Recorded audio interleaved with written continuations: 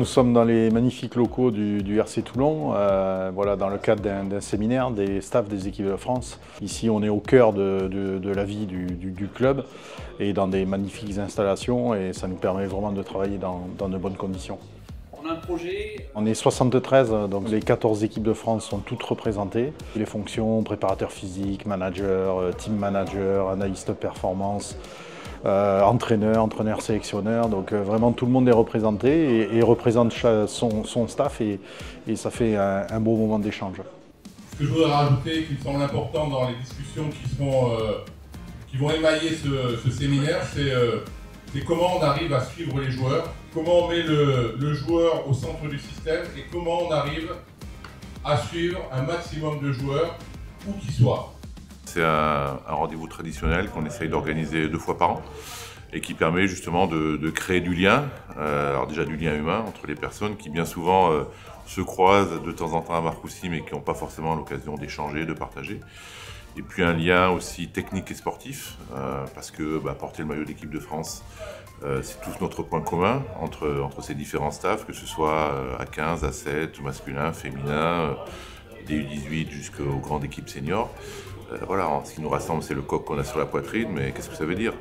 Qu'est-ce que ça veut dire en termes d'attitude, de comportement, d'attendu de la part de nos joueurs? Qu'est-ce que ça veut dire en termes d'attendu et de comportement de la part du staff, mais aussi au niveau du jeu?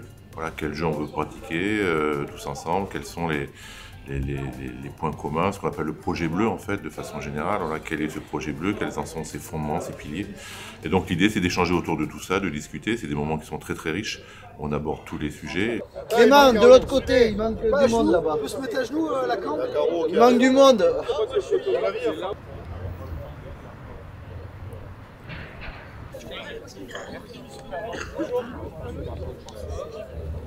Allez messieurs, on démarre avec les prépas physiques, c'est parti.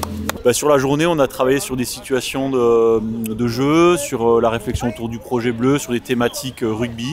Donc, il y avait plusieurs thématiques à aborder, notamment en ce qui nous concerne là ce soir à cet endroit-là, c'était tout ce qui est autour du jeu au pied, de la lutte aérienne, des ballons de contre-attaque, 3e rideau. Et donc ce qui est important, c'est d'avoir fait le boulot en salle, d'avoir travaillé avec les staffs, d'avoir permis de l'échange et de le mettre en place directement sur le terrain, toujours dans cet état d'esprit d'entraîner à entraîner, mais aussi de continuer, de se challenger dans la mise en place. On aura un débrief demain, donc ça sera intéressant aussi d'avoir les retours sur ce qui a été mis en place ce soir, ce qui a marché, ce qui n'a pas marché.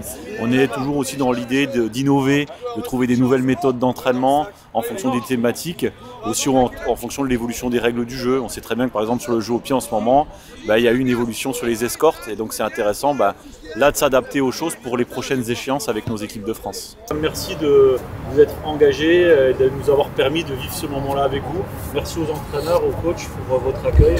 C'était top quoi. Voilà, merci à vous pour ça. Comme d'habitude.